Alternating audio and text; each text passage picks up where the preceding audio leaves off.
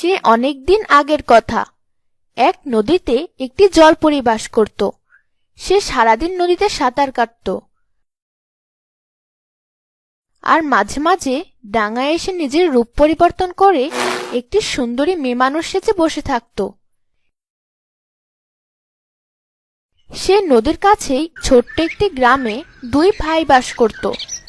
তারা কখনো মাছ ধরে কখনো কৃষিকাজ করে জীবিকা নির্বাহ করত। তাদের গ্রামটি ছিল অনেক সুন্দর।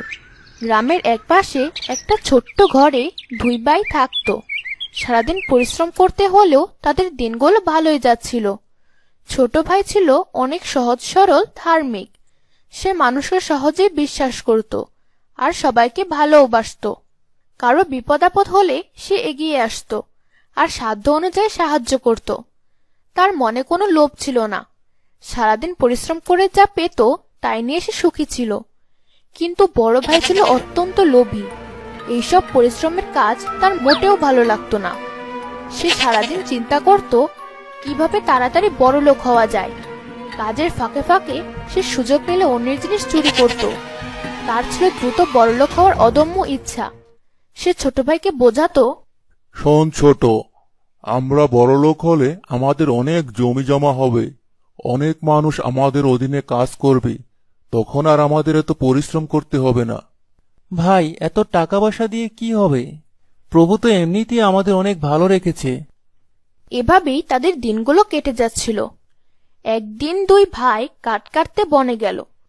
তুই এদিকটার কাঠ কাটতে থাক, আমি অন্য দিকটা ঘুরে দেখে আসি ভালো কাঠ পাওয়া যায় কিনা। এই বলে সে সেখান থেকে চলে গেল।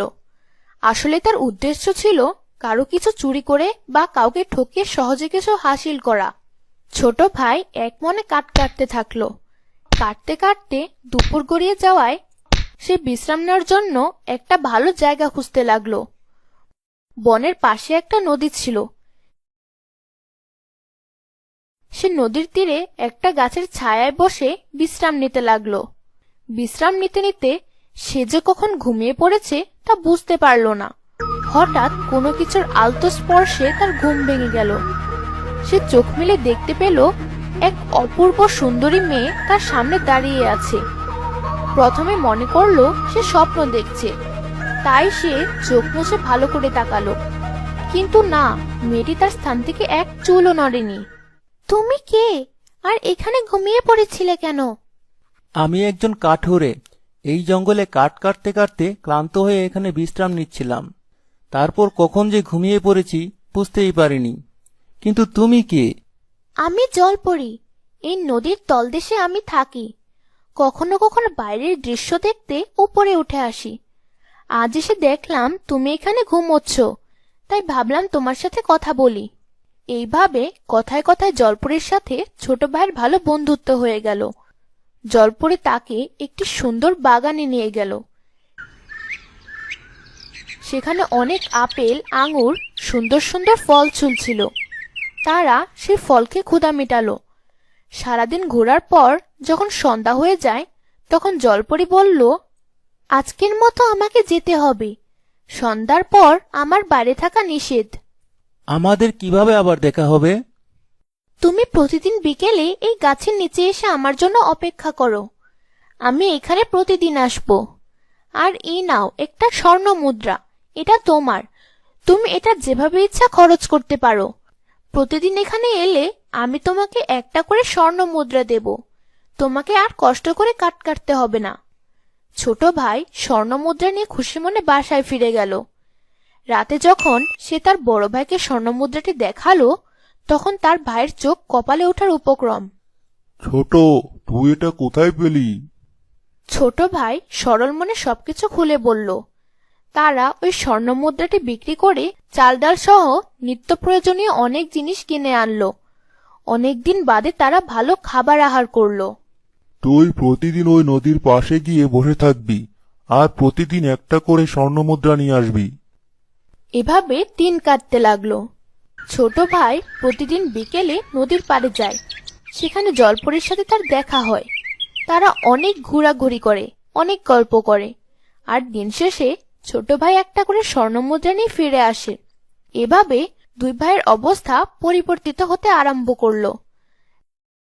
তারা বাজারে দুইটি কাপড়ের দোকান কিনে নিল এবং ছোটখাটো ব্যবসা আরম্ভ করলো। তাদের ছোট কুটির পাকা বাড়ি হয়ে উঠল। গ্রামের সবাই এখন দুই ভাইকে অনেক সম্মান দেয়। কিন্তু এতেও বড় ভাইয়ের মন ভরে না। সে মনে মনে ভাবতে থাকে, এদেশের মধ্যে যে সবচেয়ে সুখে আছে সে হলো এদেশের রাজা। তাই সে সারাক্ষণ চিন্তা করতে লাগলো কি করে দেশের রাজা হওয়া যায়। কিন্তু রাজা হওয়ার মতো ধন সম্পদ তো তাদের নেই। অনেক জমিজমা কিনে জমিদার হওয়ার সামর্থ্যও নেই। কিন্তু কি করে রাজা হওয়া যায় সেই চিন্তা সর্বক্ষণই তার মাথায় ঘুরতে লাগলো। সে একদিন লুকিয়ে জলপরীকে দেখতে যায়। সে দেখতে পায় জলপরীর গলায় একটা বহু মূল্যবান হীরার হার রয়েছে, যা থেকে সবসময় উজ্জ্বল আলো বের হচ্ছে। বড় ভাই লোভে পড়ে যায়। আমি যদি কোনোভাবে ওই হারটা সংগ্রহ করতে পারি তাহলে ওটা বিক্রি করে অনেক টাকা পাওয়া যাবে, আর আমরা হয়ে যাব দেশের রাজা। সেদিন রাতে ছোট ভাই বাসায় এলে সে তাকে বোঝাতে থাকে, এভাবে প্রতিদিন একটা করে স্বর্ণমুদ্রা পেয়ে আমরা কোনোদিনই রাজা হতে পারবো না, কিন্তু জলপরীর গলায় হারটা যদি আমরা হাতাতে পারি তাহলে একদিনই আমরা রাজা হয়ে যাব। তখন আর আমাদের কারো কাছে হাত পাতা লাগবে না। ভাই, অতিরিক্ত লোভে আমরা কখনোই ভালো কিছু পাবো না, বরং তাতে আমাদের দুজনেরই ক্ষতি হতে পারে। কিন্তু বড় ভাই নাছোড়বান্দা। সে প্রতিদিন ছোটকে বোঝাতে থাকে, ওই হারটা আমরা নেওয়ার পরে যদি জলপরী রেগেও যায় তাতে আমাদের কিছু যায় আসে না, কারণ তখন আমরা হয়ে যাব দেশের রাজা। আমাদের আর জলপরীর কাছে হাত পাতা লাগবে না। এইভাবেই প্রতিদিন তোষামত করার ফলে ছোট ভাই একদিন অনিচ্ছা সত্ত্বেও রাজি হয়ে যায়। পরের দিন সে জলপরীর সাথে দেখা করতে যায়, কিন্তু তার মনে ছিল যে করেই হোক তার গলার হারটা ছিঁড়ে আনতেই হবে। গল্প করার এক ফাঁকে সে সুযোগ পেয়ে জলপরীর গলার হার ধরে টান দেয়। হারটি ছিঁড়ে নিচে পড়ে যায়। কিন্তু এ কি, হারটি ছিঁড়ে যাওয়ার সাথে সাথে যেটা মহামূল্যবান হীরা ছিল সেটি চোখের পলকে পাথরে পরিণত হয়েছে। ছোট ভাই অবাক হয়ে পাথরগুলোর দিকে তাকিয়ে থাকে। জলপরী খুব রেগে যায়। তোমাকে ধিক্কার জানানোর ভাষা আমার জানা নেই। তোমরা মানব জাতি ভীষণ লোভী। তোমরা অল্পতে সন্তুষ্ট নও, তাই আমি আর তোমাদের কোনো উপকার করব না। তোমরা যদি এক স্বর্ণমুদ্রাতে সন্তুষ্ট থাকতে তাহলে আমি তোমাদের এই দেশের রাজা বানিয়ে দিতাম, কিন্তু এখন তোমাদের লোভের পরিণতি তোমাদেরকে ভোগ করতে হবে। আমি যা উপহার দিয়েছিলাম তা সব ফিরিয়ে নিচ্ছি। এই বলে জলপরী চলে গেল। ছোট ভাই মন খারাপ করে বাড়ির দিকে ফিরে চলল। বাড়ির কাছে গিয়ে সে দেখতে পেল ভীষণ এক ভূমিকম্পে তাদের বাড়ি ধসে পড়েছে। বাজারে গিয়ে জানতে পারল তাদের দুইটি দোকানে আগুন লেগে সব পুড়ে গেছে। অনুতপ্ত মনে সে পরের দিন আবার নদীর কাছে গেল, তার প্রিয় বন্ধুর কাছে ক্ষমা চাওয়ার আশায়। কিন্তু জলপরী আর এলো না। তাদের অবস্থা আবার আগের মতো হয়ে গেল। গ্রামের একপাশে শীর্ণ কুটির বানিয়ে তারা বাস করতে লাগলো। মাছ ধরে কাঠ কেটে কৃষিকাজ করে তাদের দিন কাটতে লাগলো। শিক্ষা, অতি লোভের ফল কখনো ভালো হয় না। লোভী বন্ধুর থেকে দূরত্ব বজায় রাখাই ভালো।